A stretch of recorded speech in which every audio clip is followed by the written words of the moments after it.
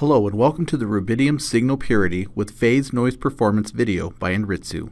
In this video, we will be showing real phase noise performance of a representative MG36221A 9 kHz to 20 GHz rubidium signal generator. After the phase noise live demo, we will be discussing use cases and customer applications where this phase noise performance is most important. Here we have a live demonstration of a standard MG36221A connected to a dedicated phase noise analyzer. We find it helpful for users to see an actual setup and performance of an instrument beyond the usual specifications that are found in a technical data sheet. In this demonstration, we have two engineers performing a phase noise measurement. We can clearly see from the output of the phase noise analyzer a clean phase noise plot with a clear pedestal region. The rubidium signal generator is set to 10 GHz with a 10 dBm output signal. It is clear that rubidium delivers an unprecedented level of performance from the live demonstration that we just showed. But how does that compare in the arena of various signal generators on the market currently? To make this comparison, we will use an actual screen capture of rubidium's performance. I will now juxtapose on this plot what will be known as the industry standard until now for standard phase noise. This phase noise is roughly around -120 dBc per hertz.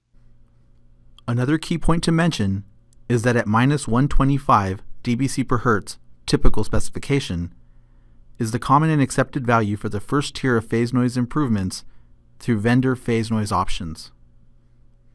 For an accurate comparison, standard rubidium signal generators, meaning no phase noise options, have a typical phase noise of -132 dBc per hertz. Rubidium establishes new industry standards for phase noise, outperforming both standard and low phase noise performance of top signal generators. Over the course of the next few minutes, we will discuss some use cases and why phase noise is important and vital to system performance. Please note that this list of examples is not exhaustive. We will discuss the following use cases: LO source within radar system measurements, LO source within radio transceiver systems, and effective number of bits or ENOV for A to C measurements. We will begin with radar system measurements. The diagram below is a common setup for radar systems. While the user is free to select a suitable signal generator for the RF signal output, it is important to mention that users can also benefit from the phase noise performance of rubidium when used with the pulse modulated signal. Additionally, rubidium has options for pulse modulation, including a quad pulse generator that enables users to simulate a variety of radar return signals from 1 to 4 targets at varying distances, or moving target either approaching or leaving. An additional benefit is that users can receive this functionality within rubidium's pulse modulation option, whereas an additional pulse train option is required with other signal generators. Let's return back to the radar setup measurement. We will now dive into why phase noise is important in this application. If we look at a real-life example like the one below, we can see that a radar is sending a pulsed RF signal that sees a plane and returns that signal.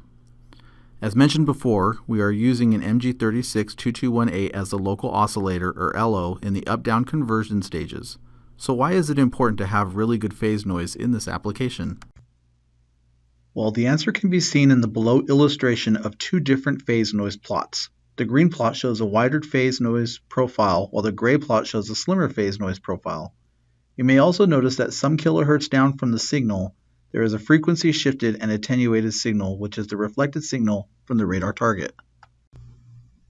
The frequency shift is a result of Doppler shifting, and the attenuation is also a natural phenomenon of free air attenuation.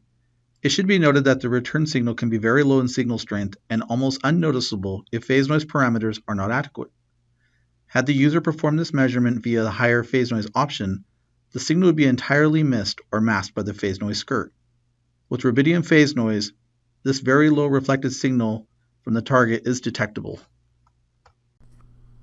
The next use case is also an LO source, but for a different application which has different requirements. While the setup looks familiar as the radar measurement setup, phase noise plays a different role in this measurement. A pure LO source is essential to test IF up and down converters in transceiver chains.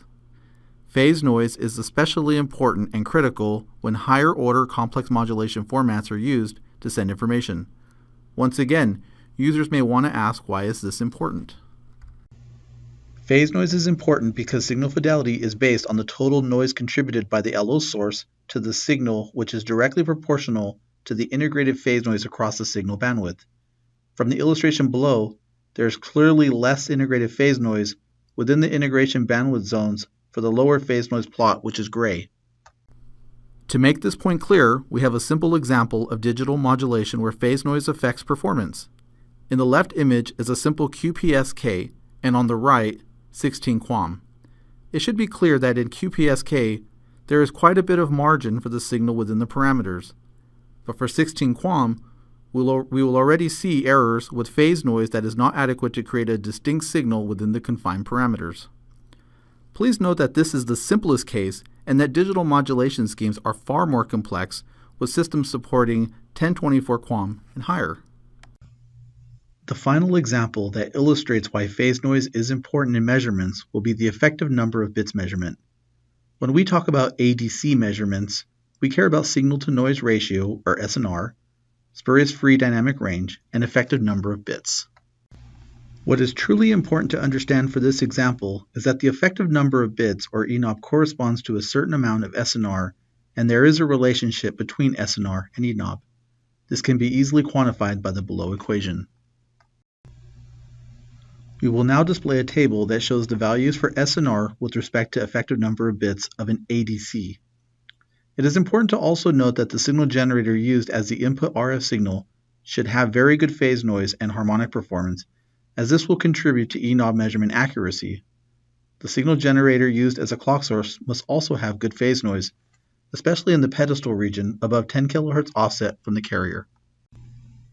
Phase noise of a signal generator is so important because it determines the SNR at the signal and clock inputs of the A to C and contributes to the ENOB measurement at the output of the A to C. Higher SNR from the signal generator enables a better ENOB measurement of A to Cs with higher resolution. We hope that you have found this information video useful for understanding why phase noise is critical for measurements. Thank you for joining us today, and for more information, please visit www.enritsu.com. Thank you.